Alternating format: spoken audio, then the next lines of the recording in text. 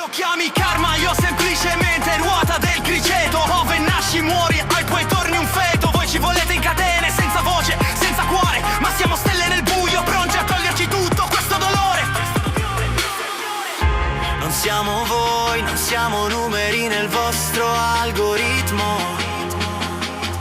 Siamo ribelli che alle stelle puntano il dito. Siamo anomalie nel sistema, liberate da ogni catena. Siamo anomalie nel sistema, guerrieri che non combattono nella vostra arena. Nomadi da ogni pena che vi sveglia, piccoli automi del sistema.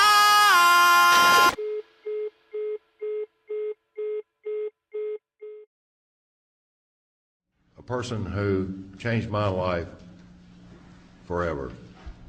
Cathy O'Brien, thank you.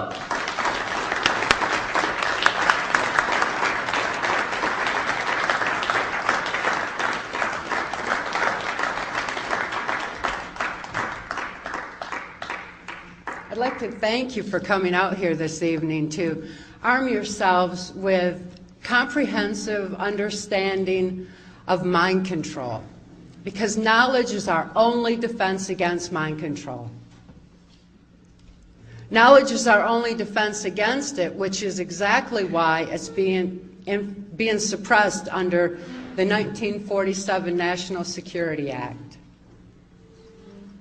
There's a small handful of criminals that are in control of our government and in control of our country, that are in control of our information, and they're suppressing pertinent facts such as mind control and hiding under the National Security Act. That's national security that's threatening the security of our nation when it allows for crimes against humanity like tortures to continue, when it allows for mass mind control mechanisms to go into place through social engineering that keeps us all warring with each other and not really understanding exactly what it is that's going on in our world. We all formulate our thoughts, our opinions, and ultimately our actions based on what we know. And when our knowledge base is altered, we're left to superstition, conjecture, and ultimately fear.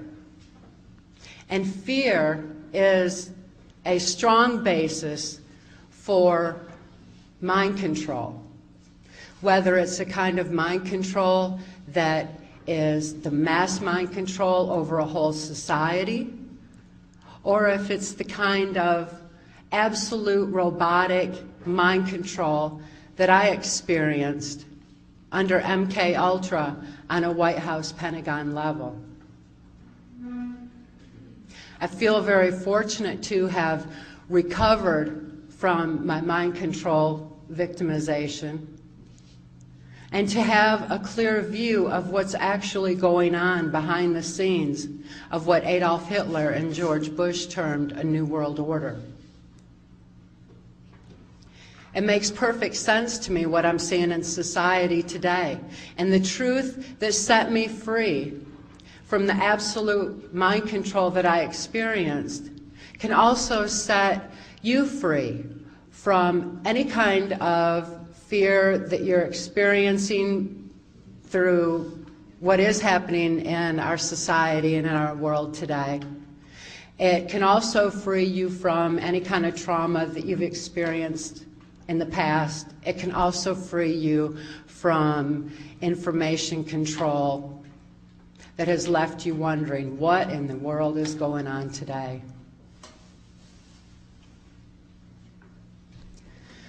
I'd like to provide a comprehensive view of exactly what mind control entails based on my victimization in mind control and also my recovery from it.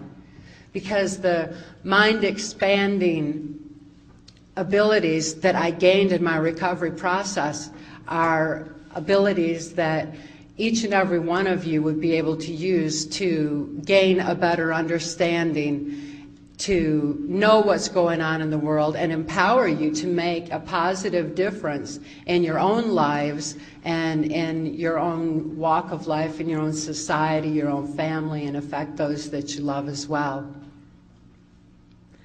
In 1957, I was born into a multi-generational incest-based family. My father had been sexually abused. His mother was a prostitute. My mother had been sexually abused, and her father was military intelligence and ran a Blue Masonic Lodge. I'm certainly not going to be suggesting that all Masons are bad, just because there are many who have an ulterior agenda that is formulated on abuse, and anyone that I name is not to suggest that any particular group is responsible for what's going on in the world today. It's just not that simple. There's good and bad in everything, and it weaves in and out of society. And in my situation, I thought that the whole world was involved in abuse. And as a very young child, I had hoped that there was some place in the world where people didn't abuse their children. I thought that perhaps that could actually happen because that's what I felt in my heart. And yet, with my whole environment saturated and my view was narrow to my own environment, I lost hope that there was a place where people didn't abuse each other. The sexual abuse that I endured as a child began at a very early age. And it was before I could actually think to understand that my father's sexual abuse was bad. I couldn't judge morally what he was doing was wrong in any way whatsoever. But I did endure the pain and suffocation of his abuse just the same. And my body automatically responded to that pain and to that suffocation by developing a disorder which is known as dissociative identity disorder. This disorder was formally termed multiple personality disorder. And the International Society for the Study of Dissociation has finally come out with better information on how to recover from trauma and have redefined the disorder as dissociative identity disorder, because multiple personality disorder is a misnomer. I didn't develop multiple personalities. I had one personality that was just totally shattered from the abuse. When trauma occurs that is too horrible to comprehend, the mind compartmentalizes that abuse. So by compartmentalizing off that abuse, the rest of the mind can function normally as though nothing had happened. This is now professionally defined, this disorder is, as the mind's sane defense to trauma too horrible to comprehend. It's not something that as a very, very young child I thought to develop and used as a psychological protective mechanism. Instead, it's what my brain automatically did in order to deal with the extensive abuse that I was experiencing. My father may not have been aware of the effects on my brain that his abuse was causing. Not until much later, when his sexual abuse used as expanded into child pornography. He was supplementing the family income with proceeds from child pornography he was making of me, and this child pornography was being sold through the local Michigan Mafia child pornography ring. Well, back then, this was just right around the age of 6, so this was like now into the early 60s. And a local politician was actually sanctioning this child pornography ring in order to target children like myself for MK Ultra mind control.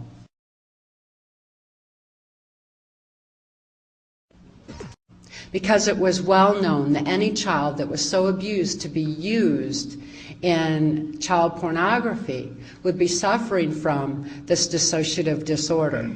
This disorder is a prime basis for mind control, as had been learned through the Himmler studies on multi-generationally abused children.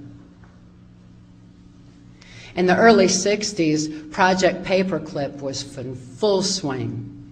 The Nazi and fascist scientists had been imported into the United States, were put into key positions, and information was gleaned from them on what Adolf Hitler was using as mind control in Nazi Germany.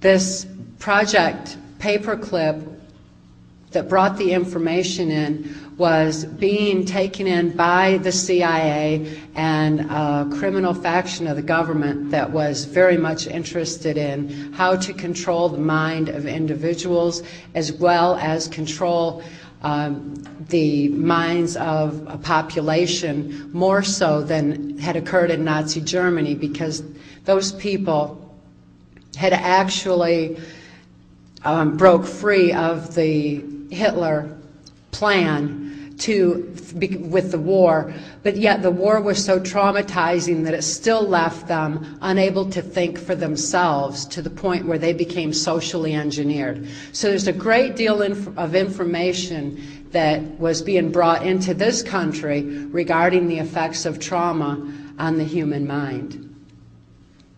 A local politician that was sanctioning this child pornography ring was associated with my grandfather's Blue Masonic Lodge.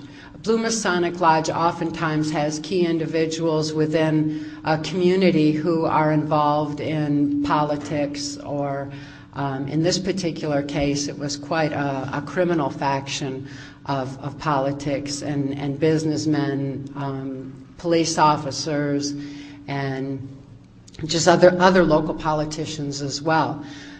When this one particular politician came to my father and told him he could receive immunity from prosecution if he would sell me into MK Ultra mind control, my father was thrilled. He agreed to sell me into the project and was trained in how to raise me for MK Ultra.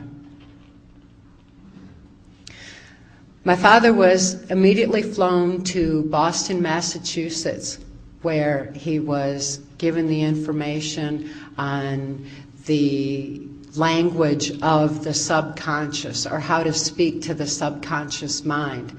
And that's NLP, or neuro-linguistic programming.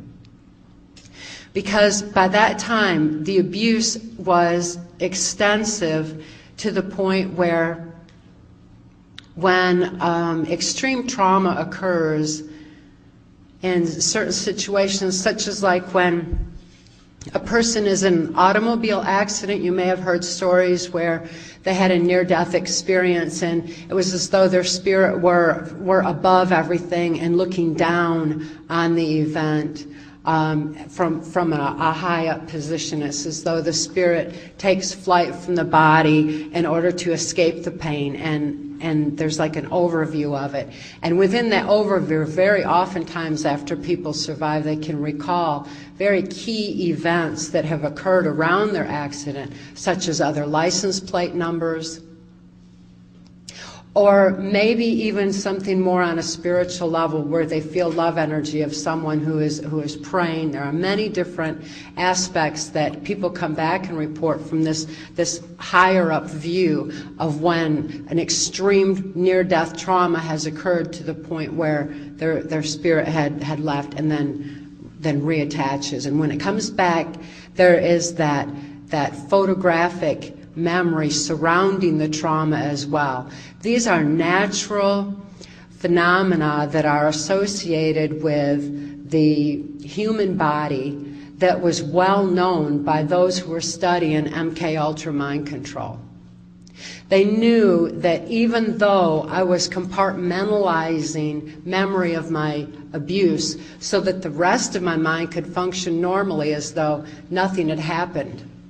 For example, when my father would sexually abuse me, I wouldn't think of it when I was in other situations. I couldn't think to bring it to mind.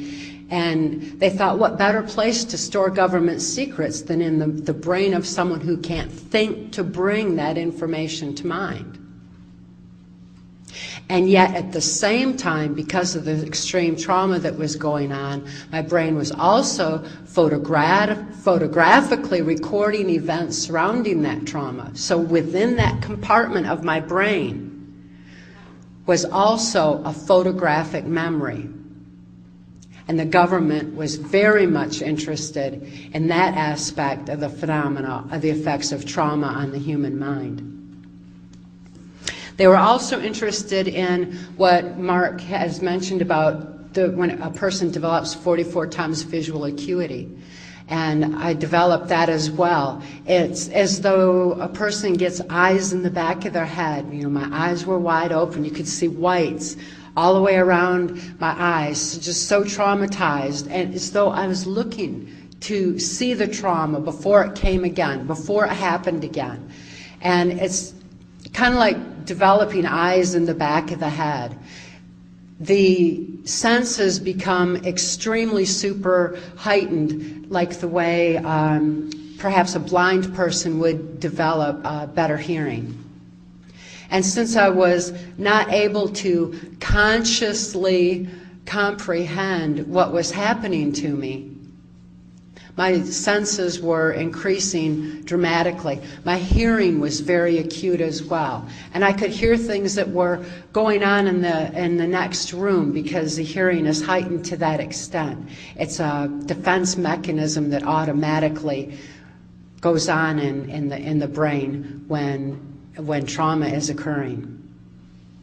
Additionally, this kind of sensing goes into an area that gives like a psychic perception. And I hesitate to use the word psychic because it's been misused in many, many ways. But nevertheless, the hearing is so acute and the visual is so acute and the senses are so heightened that there becomes a stronger knowing. And the government did numerous studies into the psychic abilities of people who were also abused. These all were adding up into reasons why there was a faction of our government that was looking into what the Hitler-Himmler studies had revealed. Additionally, when a person compartmentalizes memory, after so many compartments develop, there's no continuity of thought. There's no memory of what happened before. So when a person's out and around and they don't think to bring to mind the abuse, they don't know what time has passed. So after a while, there's no comprehension of time. There's no ability to consciously comprehend what's going on, and there's no continuity of thought. Without this kind of a conscious awareness, it leaves the subconscious mind open to be led. A person becomes highly suggestible. Any person who's experienced sexual abuse, especially prior to the age of 5, or physical abuse, or even psychological abuse prior to the age of 5, would develop this kind of a heightened suggestibility. It's well known that when trauma occurs, people become highly suggestible. when traumas occur in our society, such as what happened 9/11. Many people in this country PTSD'd. They developed post-traumatic stress disorder. This PTSD left people unable to think clearly for themselves. They were very fearful. They were very emotionally distraught over what had happened. And when they're not able to think clearly for themselves, they're more easily led. So when they're told what to do by the television while those horrible images are played over and over and over again, they become compliant, they become apathetical, and they become so easily led that America began to lose some of its strength, to the point where the criminals that have been in control now for numerous generations took a significant step forward in their control. But just like they misjudged with me, they never considered the strength of the human spirit. They never considered what would happen when people cared about each other, when love entered the equation.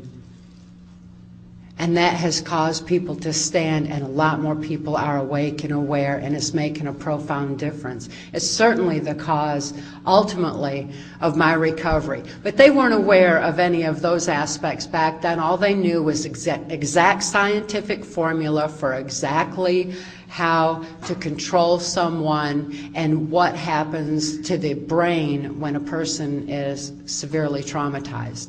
They knew that if a person didn't have any continuity of thought or any awareness of time, that they would have extreme physical endurance. Because when a person does something real exhausting and real extensive for a while, completely forgets about it, the brain doesn't signal the body to be tired, and it's as fresh as it was before it had gone through all the strenuous activity leading up to it. This became a very strong interest for the government in creating what we now know as special forces, or the military special forces that have seemingly superhuman strength and superhuman endurance, superhuman vision, and an ability to carry on and carry out orders that are extraordinary. This was also an opportunity for the government to store secrets within a mind of someone like that, while at the same time having a photographic memory to know exactly how to carry out the various orders. When they began meddling in the subconscious mind, our subconscious mind is the part that controls our breathing, it controls our blood flow, it controls numerous body functions. And because of that, a person could actually take a bullet and not bleed, not recognize or acknowledge the pain, have it compartmentalized and go on as though nothing had happened. And by not acknowledging it, the pain doesn't slow them down, the endurance continues, the bleeding is stopped, and they're able to continue to do whatever it is they're programmed to carry out. This is pertinent information about what our brains are capable of doing. Just because the criminals that are in control of our country right now and in control of our information, who have suppressed these pertinent facts from the American Psychiatric and Psychological Associations and from the mental health community as a whole. But most of all, they've suppressed this information from you and I because we have a right to this information. We have a right to know that our brain is capable of these kind of functions, because if someone can reach in and control the subconscious mind using the language of the subconscious and trauma, what can we do with the realization that we have that capacity within our own brains? and have it spirit-driven and driven by our own choices, driven by love, driven by compassion. It makes a powerful difference in our own ability to heal ourselves when we can regulate our own blood flow, when we can regulate our own breathing. And if we can affect those kinds of aspects of our body, we can also regulate other aspects of healing that are essential to our own living, especially these days, because more and more we're seeing where our medical system is significantly eroded for financial reasons, by insurance, by doctors who are controlled by the drug companies. And also because we're so financially devastated, it's very difficult to be able to just simply afford medical treatment. So to know that we have these capacities in our brain is essential today, now more than ever. And it's really a very positive aspect of learning about mind control, about learning how our brains can actually function. But back in the early 60s when I was growing up, and the government was looking into these mind control abilities, and my father was flown to Boston because the Catholics had also long since learned the effects of trauma on the human mind through the Spanish Inquisition, through the Crusades. They knew how the mind responds to significant trauma.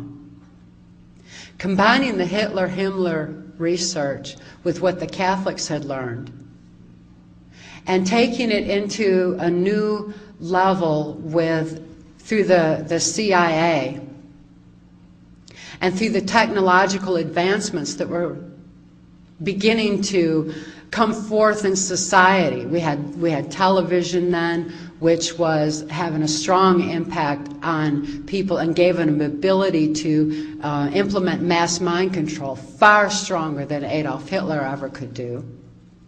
And also through the music, because music was coming on so strong then, and it was learned how harmonics affect the brain function as well. It's like when you hear a specific song, and you can remember something that had happened the first time you ever heard that song. I've heard people say that quite often. Well, I remember what happened.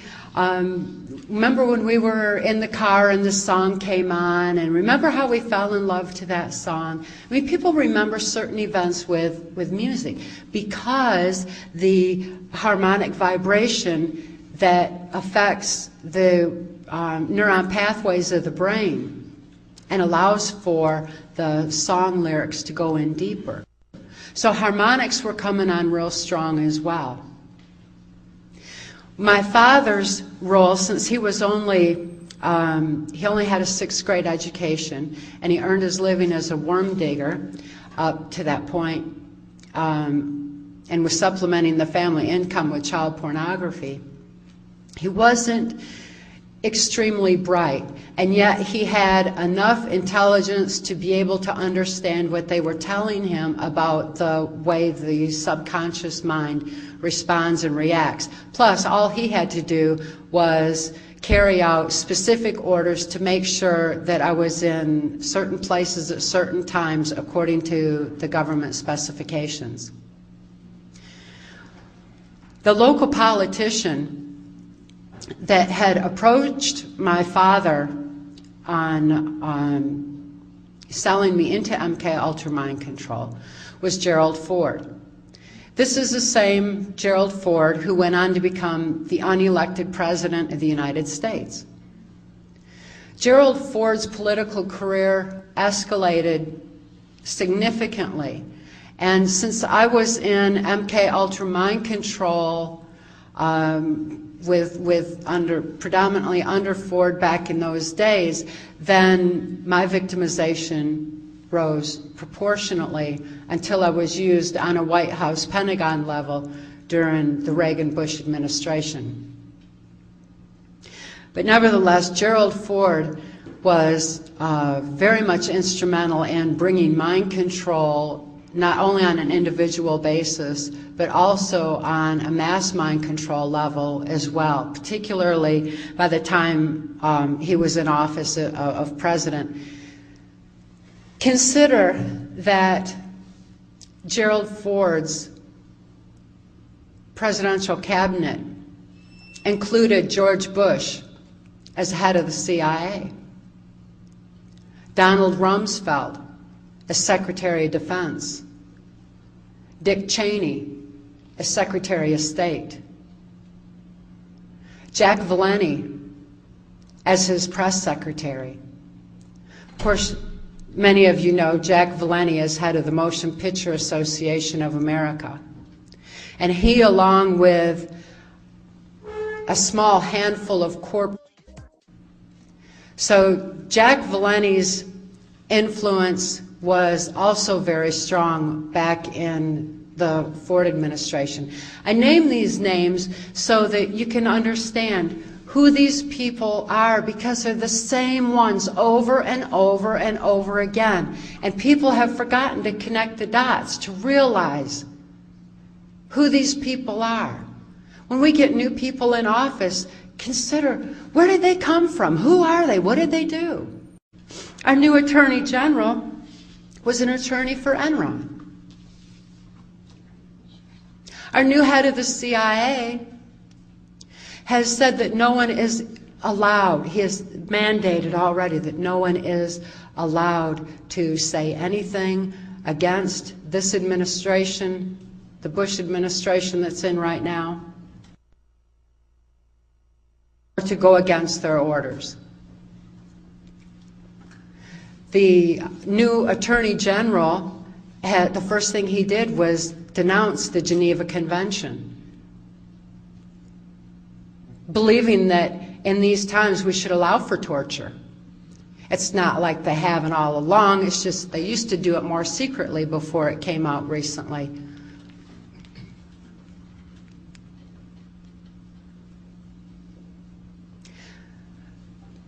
It's important that we consider that we've got the same people in place, and it's just a small handful of criminals, and it's absolutely inexcusable that we continue to leave them in power. After my father came back from Boston, Massachusetts, I was subjected to extensive, systematic abuses. The sexual abuse that I had endured was extending into ritual abuse and more tortures. The ritual abuse that I experienced within our local Catholic Church was very deliberate for the purposes of mind control. It's not to say that all Catholics are bad. There's some very good, concerned Catholics who are as outraged as you and I are that that kind of abuse is going on in the church. They're as outraged as we became when we began to learn about this Boston connection. When we started hearing about the child abuse that was emanating out of Boston. It wasn't just child abuse, although that's absolutely horrific enough. It was a very systematic form of mind control, very much a part of MK Ultra. I've been talking about that Boston connection for over a decade. And I'm so glad to see that it's finally coming to light. And yet the most key part of what's actually going on has been left out of the equation once again. Mind control, understanding mind control, gives us a comprehension of what we're actually seeing and gives us an understanding of numerous aspects of not only what we're seeing in society, but on a global scale as well. Because it's a common thread that ties everything together. It's that last piece of the puzzle that pulls the whole picture into focus, where we can actually fully understand what it is we're seeing. Because once we understand it, we no longer have to fear it. We're no longer left to superstition. We're no longer left to fearing what's coming next, what's coming next. Instead, we know. We know exactly what's going on, and we can think beyond what we're being told. We can think beyond what the media allows us to know. We can expand our thinking and learn to stand strong with a strength of spirit and soul conviction to make a positive difference in our own lives and in our own little areas of society. And ultimately that will expand further and further and further. But it begins with awareness. The abuse that I was enduring under MK mind control was so extensive that I lost all my awareness. I lost my ability to reason. I lost my ability to question anything. More and more, I could only do exactly what I was told to do with no ability to hope anymore, that there was some place. Not only was my whole environment saturated with this abuse, but I couldn't even think anymore to hope that there was some place where people were kind.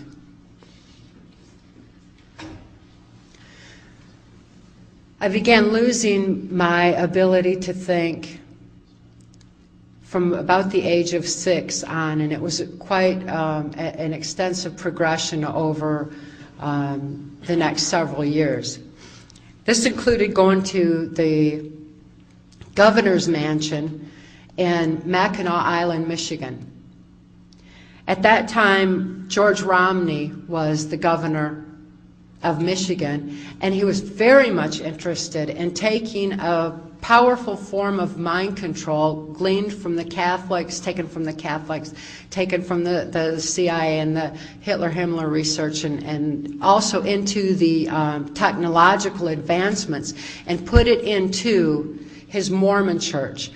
George Romney was very active and very high up in the Mormon church, and they could foresee that as a strong opportunity for being able to lead people in a religious way. People are easily led by a religion because they do want to do what God tells them to do, but the religion that they're being taught is outside themselves, when in fact that spirituality and relationship with God is within. And yet religion can pull people down a path outside themselves where they're more easily led and controlled, particularly when systematic abuses are going on and MK mind control and technological advances are being used as strong as they were in the Mormon church. That's not to say all Mormons are bad. There's quite a few Mormons who are standing up once they're able to think for themselves to make a positive difference and stop the abuse in their churches as well.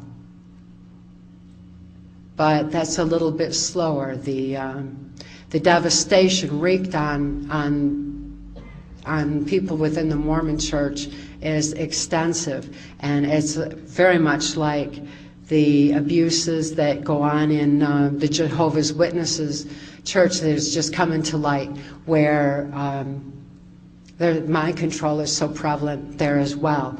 And every time where the mind control is prevalent, there's always abuse, and it's usually sexual abuse of the children.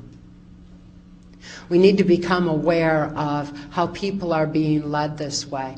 When we have politics that have no separation of church and state, it allows for them to dictate or to provide the information through the churches on a political agenda as well. And it's a very dangerous and a very powerful combination, yet nevertheless is all moving towards the same goal of a mind control of the masses.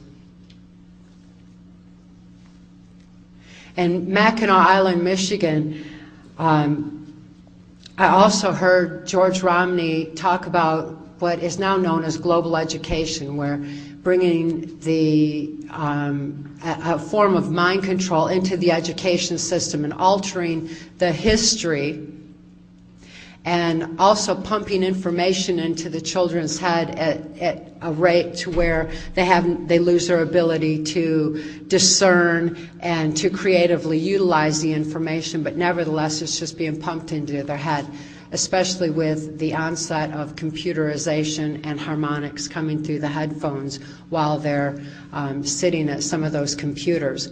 The computers were also deliberately designed to alter the history that they were being taught, because it was believed that to control the future, all they needed to do was control the history. Again, alter that knowledge base so that when they do formulate any thought or action, it's based on something that's totally false.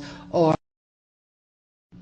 without these key elements in their history, the children were being socially engineered into another direction. So we've got several generations now where this kind of social engineering has perpetuated through the school systems. Fortunately, there are a number of people who became aware of this, particularly when Bill Bennett was the Secretary of Education and had said that every child in this country should be taught by a Jesuit.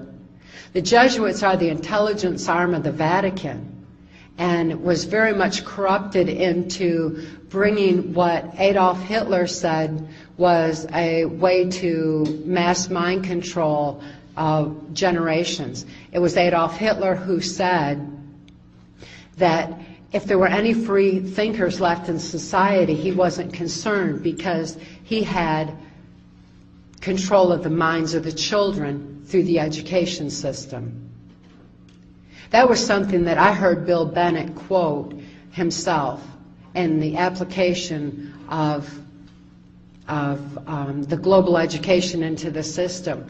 My experience in MK Ultra, once it was on a White House Pentagon level, included working under Bill Bennett, which was how I was privy to that information as well. And I had seen it as a young child in Mackinac Island, Michigan, when it was first being implemented by George Romney. Michigan had soared to the top of the education system back in those days, and now, of course, we've had the global education just permeate through our schools. But fortunately, the people have become more aware and are waking up, and there's more and more homeschooling that's going on, which is very much a solution. But it's also important that people are re-educated to what history actually is, and people like Wendy, who are making those kind of efforts in their own areas of life, who are aware of it, are what is key to undoing this tangled mess of social engineering and mass mind control that has permeated our society and brought us to this point that we're looking at today. My owner in MK Ultra mind control was U.S. Senator Robert C. Byrd. Senator Byrd has been in office longer than I've been alive, and he's still in office today. He's been head of our Senate Appropriations Committee, which means that he decides how money is going to be spent, how it's going to be delegated, and he has made sure that more and more states' rights are lost in favor of federal intervention. And that was how global education was brought into the school systems. The states' rights were overridden. The last holdout for states' rights in the education system was in the state of Alabama under Governor Fob James, who was who said that the federal government has no business meddling in the minds of our children, and he turned down all federal funding in order to maintain freedom of thought, in order to maintain a base of truth in the history, in the school systems. And yet, I also watched the progress where the federal government came in and took away the states' rights and just simply overrode it. Based on what? Senator Byrd is very learned in the Constitution. I think he knows more about the Constitution than anybody I've ever encountered, that's for sure. And he can quote the Constitution much the way that a Satanist can quote the Bible, where they can take the information, or they can take the words and twist them around and use semantics and switch them to fit their own agenda, and it sounds plausible, and surely you can read it right there, but it's out of context nevertheless. It's what they say. They're capable of doing it. And Senator Byrd was manipulating our Constitution to the point where the New World Order agenda took firm hold. Now we're seeing where our Constitution is just simply being eroded more and more. I'm deeply concerned for the recent events here in the state of California, where the governor here, who is not an American-born citizen, has an enormous movement going to change the Constitution in order that he be able to run for president. This governor that you all have is a good friend of George Bush's, and I've seen this forthcoming and have even talked about it now for nearly a decade, and yet it wasn't as pertinent as it is today. Hopefully the information will reach people enough to where they're going to realize that as you see more and more of your state's rights eroding, it's for a specific purpose. But money, again, is ultimately at the top of all this and is dictating this New World Order agenda. There's a massive amount of greed that continues to run and permeate our society. The different criminal operations that I was forced to participate in during the Reagan-Bush administration are detailed in our book, Transformation of America. That information was compiled for Congress as testimony, and when, upon the advice of federal attorneys, the information was released en masse in 1995. There's a number of, particularly then, there were a number of people in Congress who know how essential it is that good people have a knowledge base of truth and wake up and see what is going on in our country, to begin to realize how this transformation of America was taking hold far more so than it ever did in Nazi Germany. Mark and I just returned from Europe, and like he was saying, we spoke in Germany, and that was quite an experience. And to see so many people who have been affected by mind control directly, who have seen it in their own families, who are acutely aware of what social engineering is in society. They know what's happening in the United States. Social engineering is in society. They know what's happening in the United States. They've been talking about it for years that I'm aware of, particularly on the education aspect, because it was exactly what Hitler had implemented, and they were recognizing it. They were also recognizing the erosion of our medical system and how we were becoming more and more financially dependent in this state, and losing more and more of our individual rights to information control. But the compassion of people not only in Germany, but all over the world where Mark and I have been speaking out is very encouraging. To go outside this country, it's like a whole new world. I mean, it's such a privilege to see that people are awake and aware. They know what mind control is. They know that mind control has a firm grip on America right now, that there is a criminal faction in control of our government that is seeking to control the world. And it's inexcusable that we continue to follow leaders that we didn't elect.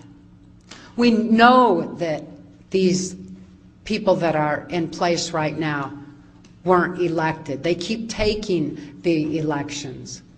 Consider that the electronic voting machines were manufactured by a key corporation that's one of the, among the very, very few that are actually controlling the media. They also manufactured our voting machines. And Dick Cheney is associated with that. I've known Dick Cheney through Gerald Ford since 1975. He is the most brutal person I've ever encountered personally by far. But it's his attitude and his agenda that is so frightening.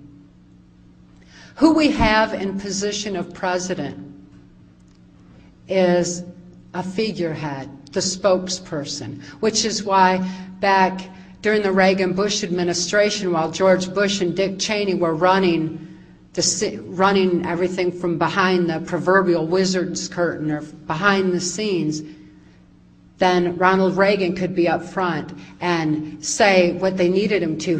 Because he's an actor, because he was an actor, he was able to do that. But he wasn't the one who was running the country, not back then. And so it has gone now through various administrations.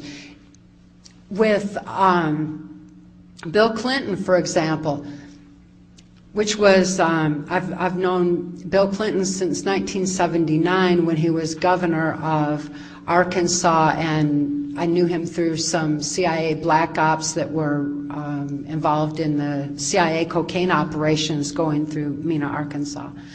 But Bill Clinton was being groomed to slip into the office of president because he would do and say what needed to be done, and he certainly had the ability to manipulate people with the way that he spoke. And therefore it was decided in 1984 that I heard him and George Bush talking at Swiss Villa Amphitheater in Lampe, Missouri, that when people became disillusioned with Republicans leading them into the New World Order, then Bill Clinton as a Democrat would be put into place. It happened. I had also, and this is in Transformation of America, and it was released in 1995. That information that had been compiled. Was aware of this for so many years, and also that George Bush Jr. was going to be put into the office of president, not as someone who could think for himself, but as someone who would do exactly what he was told to do. George Bush Jr. can deliver a speech very well, because all he has to do is voice it and mouth it exactly like he's told to do. But to ask him a question that he has to think of creatively or to answer on his own, the tongue goes to the side of the mouth and he doesn't come off, just very, very, very bright. that's because he's not the one who's thinking of where our country is going or where it's been. He's not the one who's aware. We got to look behind the scenes. The person that we see, the figurehead that we see as president, is not the one that's in control, and the next one's not likely to be either. And I believe that's why that Schwarzenegger's being groomed accordingly, because he too is an actor and he can voice and say whatever he's told to do as well. This is coming unless we wake up and wise up. But according to the plans that I heard at Bohemian Grove in Northern California, at the Swiss Villa Amphitheater, which is actually a CIA mind control epicenter where they train military special forces. Also Mount Shasta, California, where they train military special forces with mind control, which was where I had seen George Bush Jr. being programmed and trained and groomed as well. These particular epicenters are places where I heard numerous for who was going to be put into place and how the minds of the people could actually be manipulated. And I've learned through that Hillary is the next is one being groomed as well, because not robotically or under mind control. As a matter of fact, she is definitely more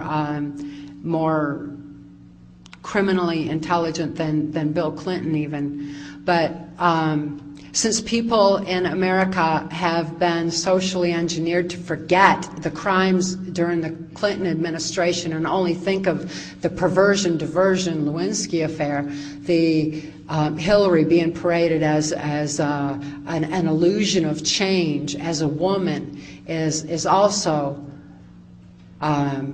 forthcoming. So those are two very key people that are being maneuvered into place as well. We need to become aware of this. We need to learn to expand our thinking and realize what is going on. Because when you go outside this country, it's accepted knowledge that our president is under mind control. It's accepted knowledge that Dick Cheney is very much in control, and that George Bush Sr., his closest friend and comrade, has been for a long time. Those are two key people at the top of this pyramid of power that I'm aware of. And it's essential that we realize they've been in power for a long, long time, and it's inexcusable to leave them in anymore. It's inexcusable to leave them in anymore. It's inexcusable to keep following these leaders we didn't elect. So what can we do about it?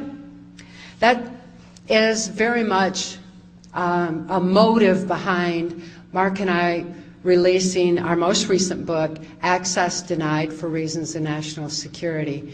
It contains much information on healing. It includes the exact formula, step by step, of how I recovered from my extreme mind control victimization. That same recovery methodism that set me free can set everyone free to be able to break away from the social engineering that's been put on society, to where a person can learn to expand their thinking a bit further.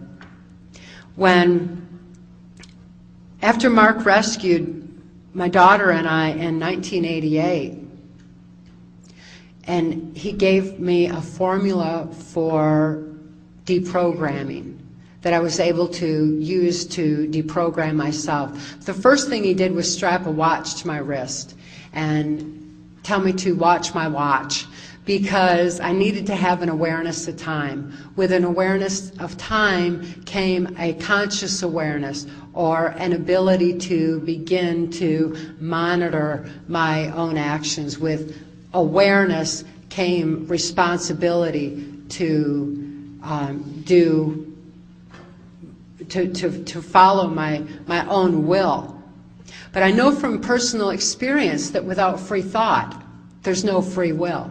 And without free will, there's no soul expression. Just like I mentioned how my spirit had taken flight to that safe, loving place that was just so removed while my body was tortured to carry out the will of others. I needed to have that back in order to be able to stand strong for what I believed in, to be able to implement my own free will, and to be able to think for myself in order to realize what had actually been going on all those years of my life. Because when Mark rescued me in 1988, I was totally amnesic. I didn't know who I was, where I'd been. I didn't know how old I was, what year it was, until I began remembering what had happened. And because I felt safe for the first time in my life, and because I felt love, I was having memory flashes that were just flashing on my mind constantly, much the same way that people who are sexually abused oftentimes have those memories begin to break right around age 30, because our bodies have numerous changes that are going on at that time where the neuron pathways of the brain begin to change and memories begin to come forward. So with a combination of being safe for the first time and a combination of love and the fact that I was turning 30 and I was having these memory flashes, I needed to begin to remember and piece together my own life, what had happened. Comprehensible that it took logic in order to begin to comprehend it. Mark handed me a pen and told me to begin to write out my memories, because the very act of moving a pen uses the logic part of the brain. And by using logic, it shifted what was emotionally incomprehensible into logic, where I could understand, face reality, and deal with what had happened.